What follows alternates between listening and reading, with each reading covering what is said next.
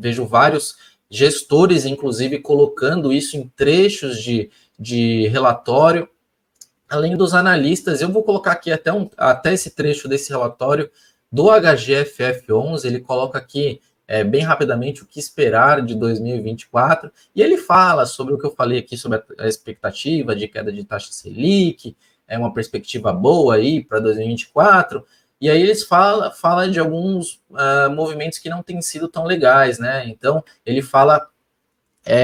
sobre até maior cautela aqui do investidor, ele cita 4 pontos. Elevada quantidade de emissões num curto espaço de tempo,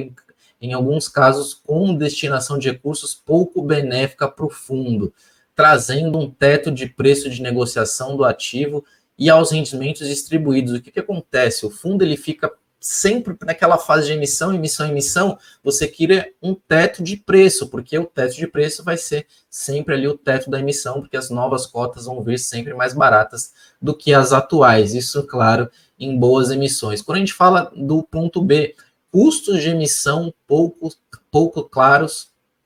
quanto ao seu real efeito dilutivo ou responsáveis pelo seu pagamento, ou seja, o fundo arcando com os custos, colocando os cotistas atuais pelos custos, né, da distribuição, pela propaganda ali do fundo, e em alguns casos incorporados ao próprio patrimônio do fundo, que foi o que eu falei anteriormente, e pago pelos cotistas. E aí no ponto C,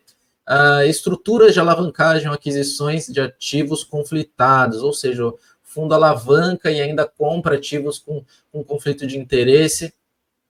sem se preocupar com o menor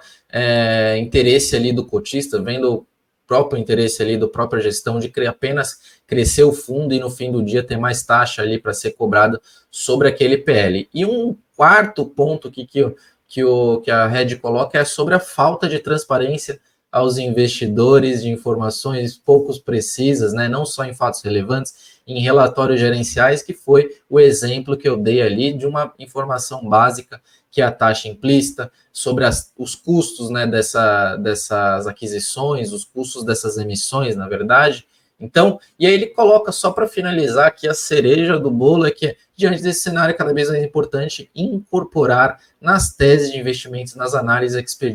expertise e histórico da gestora e dos seus profissionais, além dos demais prestadores de serviços, ou seja, não só a gestão, o consultor imobiliário, o administrador do fundo, e ele coloca, para finalizar, em muitos casos, os fundamentos intrínsecos do ativo, pode indicar compra, mas quando você vai avaliar o gestor,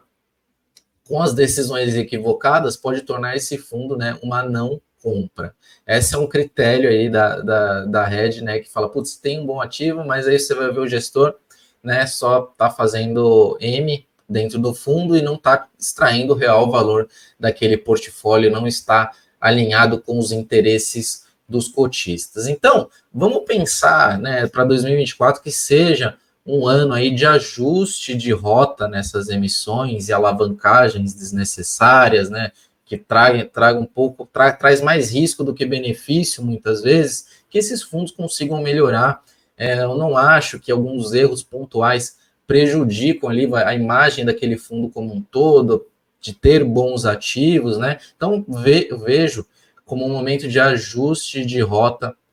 e que esses fundos consigam contornar essas situações e aí tem uma visão um pouco mais pró-cotistas. A gente já viu vários casos, na verdade, de gestoras que vinham muito mal ali da relação com o investidor, relação com o mercado, e conseguiram recentemente fazer a volta por cima, trazer credibilidade, trazer time, né, trazer transparência. Então, eu espero que isso aconteça com esses outros fundos que foram, essas situações nesses fundos que foram citados. E antes de eu terminar o vídeo, né, para não ser só puxão de orelha e reclamação, assim, as perspectivas para os FIIs são boas, né, no geral, as coisas